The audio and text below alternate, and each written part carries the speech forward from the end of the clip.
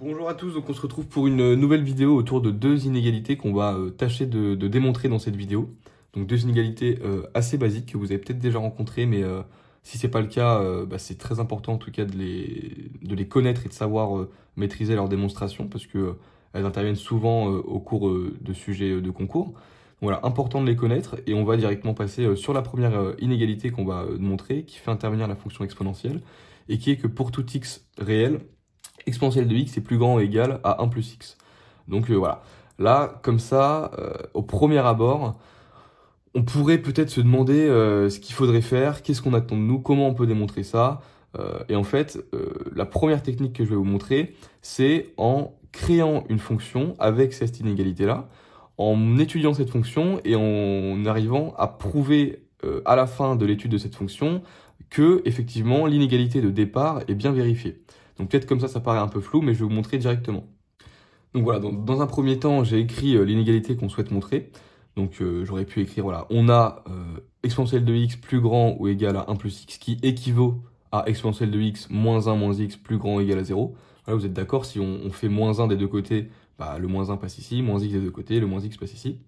Et on a bien 0 du côté droit de l'inégalité. Et en fait, d'avoir simplement interverti ces termes-là, ça nous donne quand même une vue un peu plus dégagée sur le problème.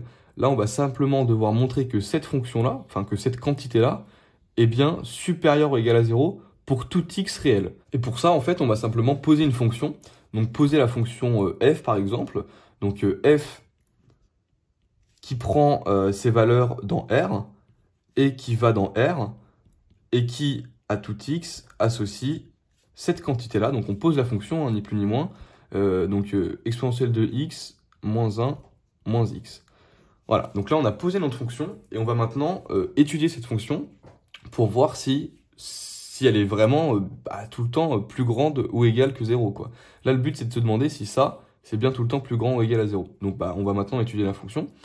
Donc cette fonction elle est bien dérivable sur R en tant que somme de fonctions mutuellement dérivables sur R, voilà, exponentielle de x, une fonction constante et x. Donc on peut la dériver, donc voilà, on calcule sa dérivée. Exponentielle de x, lorsqu'on le dérive, ça donne exponentielle de x. Vous savez que la dérivée de exponentielle de u, c'est u' exponentielle de u. Là, quand le u', ça va être la dérivée de x, c'est 1, donc c'est bien ex, mais vous le savez, mais juste pour rappeler les formules de dérivation. Donc ex va se dériver en exponentielle de x. Moins 1, c'est une constante, ça se dérive en 0. Et moins x, ça va se dériver en moins 1. Donc, donc là, vous écrivez, f' de x est dérivable. Tout ce que j'ai dit à l'oral, vous l'écrivez pour bien détailler et avoir une copie vraiment qui remplit tous les éléments qui sont importants et que le correcteur prend en compte, en fait. Pour tout x appartenant à R, donc pour tout x réel, f' de x égale, comme on a dit, exponentielle de x reste exponentielle de x, moins 1 devient 0 et moins x devient moins 1. Donc f' de x, c'est bien ça. Et maintenant, on va s'intéresser à f' de x. On va étudier son signe. On va se demander à quel moment f' de x est inférieur ou égal à 0, c'est-à-dire à quel moment elle change de signe. Donc voilà, maintenant on va étudier f'. Donc f' de x inférieur ou égal à 0, ça aurait pu être supérieur ou égal à 0. De toute façon, ça n'a pas d'incidence. Le supérieur ou égal, le signe se transmet du début à la fin, donc il n'y a pas de problème là-dessus. En tout cas là, on se demande à quel moment f' de x, à savoir la dérivée de f, est inférieure ou égal à 0, c'est-à-dire à quel moment f est décroissante, parce que quand f' est inférieur à 0, f est décroissante, et quand f' est supérieur à 0, c'est-à-dire est positif, f est croissante. Donc là, on s'est demandé ça, ce qui équivaut, toujours le petit signe d'équivalence, ce qui équivaut à exponentielle de x moins 1 plus petit que 0, voilà, j'ai juste remplacé f' de x par ce que ça vaut, et ensuite là, ça équivaut à exponentielle de x plus petit que 1, et ici on va pouvoir appliquer le logarithme. Le logarithme est applicable ici parce que c'est 1, et donc c'est une valeur qui est strictement positive. Et ici, on peut l'appliquer parce que c'est simplement la réciproque de la fonction exponentielle. Donc on applique le logarithme. Ici, log de exponentielle de x, ça va nous ressortir x. Et ici, log de 1, ln de 1, c'est 0. Donc on a 0. Donc, vous voyez, avec ce raisonnement d'équivalence, on arrive à comprendre que c'est pour tout x qui est inférieur à 0, que cette quantité-là, que f' de x est aussi inférieur à 0. Donc on va pouvoir maintenant faire notre table de signes. Donc voilà, on écrit notre tableau de signes, et puis ensuite maintenant on va remplir avec les indications qu'on a réussi à trouver avant. Donc on a vu que f' était tout le temps négative pour tout x qui est négatif. Donc là, f' finalement est du signe de x, donc voilà. Et en 0, f' vaut 0. Exponentielle de 0, ça vaut 1, donc 1 moins 1, ça vaut 0. Donc ici, ça vaut 0, et ici, c'est positif. C'est positif. Et ensuite, f, bah du coup, là, f' est décroissante sur moins l'infini 0, donc f est négatif, pardon, sur moins l'infini 0, donc f est décroissante sur moins l'infini 0. Et ensuite, ici, f' est positif sur 0 plus l'infini, donc f est croissante sur 0 plus l'infini. Donc mine de rien, là, on a vu que notre fonction, là, il faut quand même comprendre ce qu'on a réussi à avoir. Notre fonction, c'est ça. C'est ça. On veut montrer que cette fonction est tout le temps plus grande que 0. Là, on voit que cette fonction, en fait, elle descend. Donc, elle vient peut-être de très haut, elle descend, elle descend, elle descend. Et elle remonte. Bah, on veut se demander si le minimum où elle est descendue, ça serait pas quelque chose qui est en dessous de 0. Parce que si c'est en dessous de 0, ça veut dire que non, notre fonction, elle n'est pas tout le temps plus grande ou égale à 0. Bah, du coup, on va calculer. Ça vaut quoi f de 0 f de 0, c'est égal à exponentielle de 0 moins 1 moins 0. Voilà, vous remplacez. Et donc, ça vaut 1 moins 1, ça vaut 0. Donc voilà, et là c'est fini. Vous avez bien montré en fait que votre fonction f, elle était tout le temps supérieure ou égale à 0. Ensuite, on calcule donc les limites pour s'assurer de la cohérence et pour les mettre dans le tableau de variation qu'on a réalisé. Donc la limite de f de x en moins l'infini, c'est la limite de exponentielle de x moins 1 moins x en moins l'infini. Exponentielle de x en moins l'infini, ça tend vers 0. Ça, on le sait. Moins 1, on s'en fiche un peu parce que d'abord, on s'intéresse à moins x. Moins x, quand x tend vers moins l'infini, ça fait moins, donc c'est plus l'infini. Donc ici, c'est bien plus l'infini. Désormais, en plus l'infini, la limite de f de x en plus l'infini, c'est la limite de exponentielle de x moins 1 moins x en plus l'infini. Limite de exponentielle de x en plus l'infini. Limite de moins x quand x tend vers plus l'infini, c'est moins l'infini. Donc là, on a plus l'infini, moins l'infini. On ne sait pas trop, mais grâce aux croissances comparées, on va pouvoir savoir que c'est plus l'infini. Donc voilà, on conclut par croissance comparée, c'est plus l'infini, exponentielle de x croît beaucoup plus vite que la fonction x, donc elle va pas beaucoup l'impacter en fait, en moins l'infini. Voilà. Ensuite on conclut, f admet donc un minimum en 0 qui vaut f de 0 égale 0. Donc pour tout x appartenant à R, f de x est plus grand, est supérieur ou égal à 0. Et là, il faut pas oublier ce qu'on cherchait à prouver au début. Au début, on cherchait à prouver que exponentielle de x était tout le temps supérieur ou égal à 1 plus x. Et bien maintenant, du coup, on va faire le mouvement inverse qu'on a effectué là. Ici, on a rapatrié tout d'un côté pour étudier une fonction. Désormais, on va tout remettre de l'autre côté pour revenir sur l'inégalité qui nous était demandée au départ. Donc, on remet tout du même côté. Donc, ça veut dire quoi? Ça veut dire que l'exponentielle de x est bien supérieur ou égal à 1 plus x pour tout x réel. Et donc là, on a montré grâce à cette fonction-là. Sinon, je vous propose aussi du coup une autre méthode là qu'on aurait pu utiliser pour prouver cette inégalité. Donc, je vais la réécrire ici. L'inégalité qu'on cherche à montrer, c'est celle-ci. C'est que exponentielle de x est supérieur ou égal à 1 plus x pour tout x réel. Donc, voilà, on cherche à montrer ça. Là, je vais vous montrer comment on aurait pu le prouver grâce aux tangentes de la fonction exponentielle et grâce à la convexité de la fonction exponentielle. En fait, une fonction qui est convexe va être au-dessus de ses tangentes. Si vous voulez une fonction qui est convexe, ça va être une fonction, je prends un papier ici pour vous le représenter, ça va être une fonction qui est comme ça. Et une fonction concave, ça va plutôt être une fonction comme ça. Donc, une fonction convexe, si on trace sa tangente, ça va être très moche, très mal tracé, mais si on trace sa tangente, la fonction convexe, elle va être au-dessus de sa tangente, de toutes ses tangentes d'ailleurs, de toutes ses tangentes, si elle est convexe partout sur R. Et une fonction concave, elle va tout le temps être en dessous de ses tangentes. Voilà. Donc ça, c'est important et c'est un point qu'il faut retenir. Donc, ici, on a la fonction exponentielle. On pose la fonction exponentielle, voilà, parce qu'on nous demande de démontrer ça. On pose la fonction exponentielle, on la dérive, elle est dérivable pour tout x appartenant à R, on la dérive une seconde fois, on voit que sa dérivée est bien strictement supérieure à 0, donc G est bien convexe sur R, ce qui signifie donc que G est au-dessus de ses tangentes. Voilà, c'est ce que je viens de vous expliquer. G est au-dessus de ses tangentes. En particulier, G est par exemple au-dessus de sa tangente en 0. On va prendre le point 0 parce que le point 0, c'est un point qui va être facile parce que ça va peut-être résoudre des choses facilement dans l'expression de la tangente. Je vous rappelle, je vous l'écris tout de suite. Donc voilà, l'équation de la tangente, je vous l'ai écrit, c'est ça, c'est y égale f' de a fois x moins a plus f de a. Et donc ici, on va écrire l'équation de la tangente de f, à savoir 2 exponentielle de x en 0. Et puis, vous allez voir, ça va être magique. En 0, c'est ça la tangente. Et oui, donc on va l'écrire. En fait, f' de a, c'est quoi? Enfin, ici, donc je sais pas pourquoi j'ai mis égal, mais on va faire ça. On va écrire en 0. Voilà, là c'était en 0, y, ça c'était juste un rappel. Hein, voilà. Rappel, en 0, y égale donc f' de 0, x moins 0 plus f de 0. F' de 0, ça vaut quoi? N'oubliez pas que là, c'est exponentielle de x. Donc f' de 0, c'est quoi? C'est e de 0, bah, c'est 1. Donc on va avoir 1 fois x moins 0, donc 1 fois x, ok, plus f de 0, c'est quoi? C'est exponentielle de 0, c'est 1, plus 1. Donc on va avoir 1 fois x, donc x plus 1. Autrement dit, il fera 1 plus x dans l'autre sens. Or, on vient de dire quoi? On vient de dire que g était au-dessus de ces tangentes. Donc g est supérieur ou égal à toutes ces tangentes comme elle est convexe. G, c'est la fonction exponentielle. Donc exponentielle de x est au-dessus de toutes ces tangentes. Donc, de sa tangente en 0. Donc, par rapport à ça, voilà, je vous le mets comme ça. Donc, exponentielle de x, plus grand ou égal que quoi? Bah, que sa tangente en 0, hein, elle est plus grande que toutes ces tangentes. En particulier, sa tangente en 0. Plus grande que 1 plus x. Voilà, une autre méthode de le comprendre et de le démontrer. Bon, du coup, on passe maintenant à la seconde inégalité qu'on nous a demandé de démontrer. Donc, pour tout x supérieur, strictement supérieur à moins 1, ln de 1 plus x est inférieur ou égal à x. Donc, bah là, on va procéder exactement pareil qu'avec la première inégalité qu'on a montrée. On va passer le x de ce côté-là. Donc, de ce côté-là, ça sera inférieur ou égal à 0. Et puis, on va étudier cette fonction, on va poser une fonction et on va voir si c'est bien vrai. Et en la suite, on pourra conclure.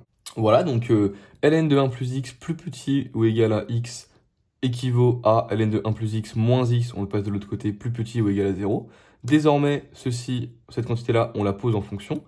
Donc, soit h, une fonction qui part, qui prend ses valeurs dans moins 1 exclu plus l'infini, donc x strictement supérieur à moins 1, et qui va dans R, et qui, pour tout x, qui à tout x associe ln de 1 plus x moins x. On étudie maintenant cette fonction, donc on la dérive, on fait son tableau de variation, et on voit ce que ça donne, et on voit si on arrive bien à ce qu'on tente de montrer. Donc voilà, j'ai dérivé notre fonction. Notre fonction, elle est bien dérivable pour tout x supérieur à moins 1. Ln de 1 plus x est bien défini et dérivable, moins x également. On peut la dériver, on le fait. Ici, c'est ln de u, la dérivée de ln de u, c'est u' sur u. Notre u, c'est 1 plus x, on le met en bas. Donc u', c'est la dérivée de 1 plus x, bah, c'est 1. 1 devient 0, x devient 1. Et moins x, lorsqu'on le dérive, il devient 1. On met tout sur le même dénominateur. Donc ici, ça sera 1 moins 1 fois 1 plus x, donc 1 moins 1 plus x. 1 moins 1, ça fait 0. Il nous restera juste moins x, donc moins x, sur 1 plus x. Maintenant, on fait le tableau de signes directement, hein, on fait le tableau de signes. Donc voilà, donc j'ai fait le tableau de variation, maintenant on va pouvoir le remplir. Donc moins x, c'est quoi son signe? Quand x est négatif, ça fera moins, donc ça sera positif. Moins x quand x est négatif, donc ça sera positif. Ça changera de signe en 0 et ça vaudra 0. Moins 0, ça vaut 0. Et lorsque x est positif, ça fera, par exemple, si x ça vaut 3, ça fera moins 3, ça sera négatif, ok.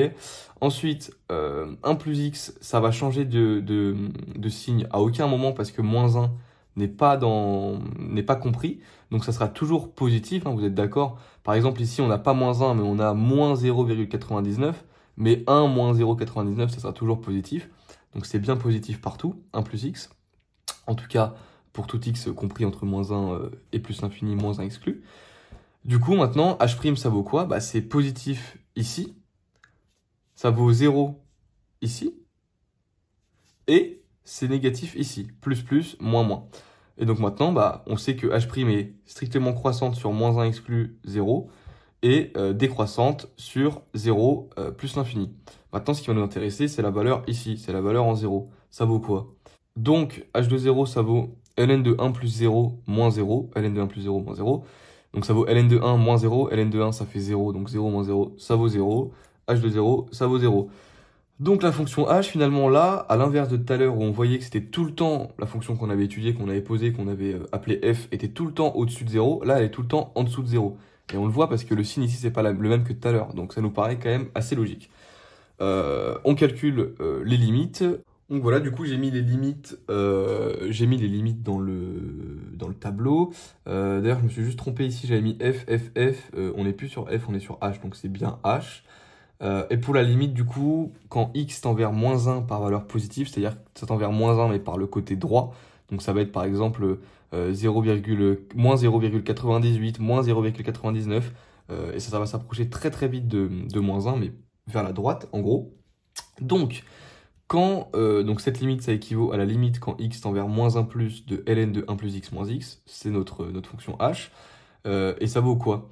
Ben, en fait, ici, quand x tend vers moins 1, donc il ne vaut pas encore moins 1, il tend très très vite vers moins 1, mais par la droite, donc moins 0,99 par exemple, et bah qu'est-ce qui se passe? 1 moins 0,99, bah, ça va tendre vers 0 là-dedans en fait. Quand x tend vers moins 1, là-dedans ça va tendre vers 0. 1 moins 1, ça va tendre vers 0, mais par valeur positive. Donc ça tend vers 0 plus. Ici en fait ce qu'on va faire, c'est un changement d'indice dans notre limite.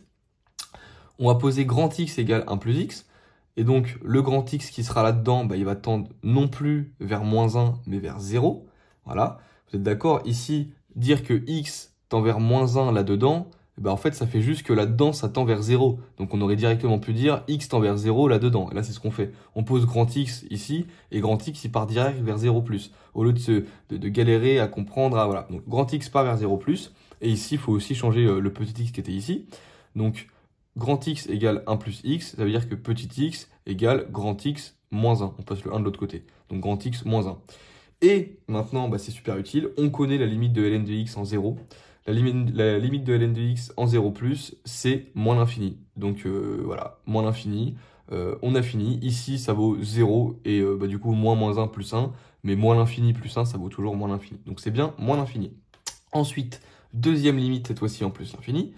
La limite en plus l'infini, ici c'est par croissance comparée.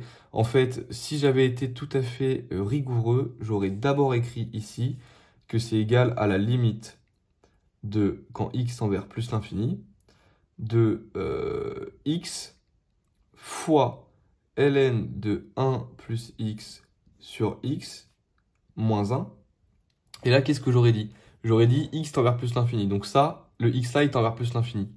C'est là qu'intervient la croissance comparée en fait. C'est pas vraiment ici la croissance comparée. Donc elle est pas. Donc c'est par.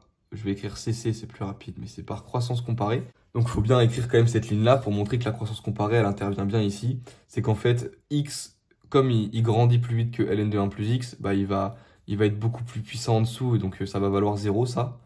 Ça vaut 0. Ça vaut moins 1. Et donc moins 1 fois plus l'infini, bah, ça vaut moins l'infini. Donc là, cette limite-là, c'est bien moins l'infini. Hop là, c'est très très brouillon, mais voilà. Ensuite, on conclut, on a nos limites, on a la valeur maximale de h. Donc h admet un maximum en 0, qui est h de 0 égale 0. Donc pour tout x supérieur à moins 1, h de x est strictement inférieur, non pas à x, mais à 0. Strictement inférieur à x. Donc h de x, c'est ça, donc on le réécrit. Ce qui nous permet cette fois de faire le mouvement inverse comme tout à l'heure, de remettre de l'autre côté ici. Et donc, ln de 1 plus x est bien inférieur ou égal à x. Donc voilà, donc méthode à maîtriser pour résoudre des inégalités, c'est pratique, on passe par la fonction, ça rend la chose un peu plus concrète. Et du coup, voilà, comme tout à l'heure, bon, cette fois-ci, je vais pas l'expliquer au fur et à mesure, je l'ai direct écrit et puis je passe dessus avec vous parce que c'est exactement la même chose. Mais comme tout à l'heure, on aurait pu passer par autre chose. Donc là, en l'occurrence, c'est pas la convexité parce que ln, c'est pas une fonction convexe. Comme tout à l'heure, je vous l'ai expliqué, convexe, c'est comme ça, concave, c'est comme ça. Donc la fonction exponentielle, elle croît très très vite comme ça, donc elle est vraiment convexe, quoi, elle croît comme ça. Et concave, elle a plus un dos, elle a un dos, quoi, donc elle croît comme ça, et puis après, elle est assez molle, la fonction ln, donc elle est concave comme ça. D'ailleurs, moyen mémotechnique, concave, pensez à une porte de cave, c'est vraiment la forme d'une porte de cave. Voilà, c'était mon moyen mémotechnique, donc si vous voulez vous en servir, prenez-le. En l'occurrence, bah, elle est concave. Pourquoi? Comment on le sait? Bah, on l'a dérivée deux fois. On a vu que sa dérivée seconde, oui d'ailleurs là j'ai même pas, ça vaut moins 1, ça c'est égal à moins 1 sur 1 plus x carré. Bon bah en bas, d'ailleurs c'est pas 1 plus x carré, mais j'écris des bêtises, hein. J'écris des bêtises, c'est 1 plus x, le tout au carré, parce que c'est, en l'occurrence là on a u sur v, donc c'est u'v moins uv' sur v carré. Notre v c'est 1 plus x carré. Donc u' fois v c'est quoi? U' c'est ça, u c'est ça, mais du coup ça dérive en 0. Donc ça fait 0 fois v, donc 1 plus x, et ensuite moins u1 v', quand on dérive v, bah, ça donne 1, donc moins 1. Donc là on a bien moins 1 au numérateur, et 1 plus x le tout au carré au dénominateur. Ça veut dire quoi? Ça veut dire que c'est tout le temps inférieur à 0. Moins 1 sur quelque chose qui est un carré, c'est tout le temps positif, donc c'est tout le temps inférieur à 0. Donc ça veut dire quoi? Ça veut dire que i est concave, la dérivée seconde est inférieure à 0, i est concave, donc i est tout le temps en dessous de ses tangentes. Donc la fonction elle est toujours en dessous de ses tangentes. Une tangente, il y en a plein, il y en a vraiment une infinité de tangentes, et elle est en dessous de toutes ses tangentes. Donc, on calcule une tangente en 0, parce que ça va être une tangente simple. Il y aura seulement x ici, on sait que ça va être simple, donc ça nous permet, et puis surtout ça nous permet de rebondir avec ce qu'on cherche à démontrer quand même. Mais en tout cas, en particulier en 0. L'équation de la tangente en 0, c'est quoi? C'est ça. On utilise f' de 0, on l'a calculé, donc on remplace par 0, ça fait 1 sur 1, ça fait 1. 1 fois x, ça fait x, plus ln de 1 plus 0, ça vaut ln de 1, c'est 0. Donc on a juste x. Donc, grâce à la concavité de la fonction ln, on peut dire que i de x est donc tout le temps inférieur ou égal à, en l'occurrence, on a choisi une tangente en 0, mais elle est en dessous de toutes ces tangentes, mais on a choisi une tangente en 0, c'est ce qui vaut x, donc i de x est bien inférieur à x, ce qui nous permet de dire que ln de 1 plus x, qui est i de x qu'on avait posé, est bien inférieur à x, et c'est ce qu'on cherchait à démontrer initialement. Voilà, donc une autre méthode qui nous sert et qui est aussi pas mal pour comprendre ce qu'on traite. Voilà, donc merci à tout le monde d'avoir regardé cette vidéo. On se retrouve très prochainement pour une nouvelle vidéo. Une vidéo qui traite comme ceci d'inégalités ou d'exercices de cours assez brefs, ou des vidéos un peu plus longues sur des corrections d'annales. Merci à tous.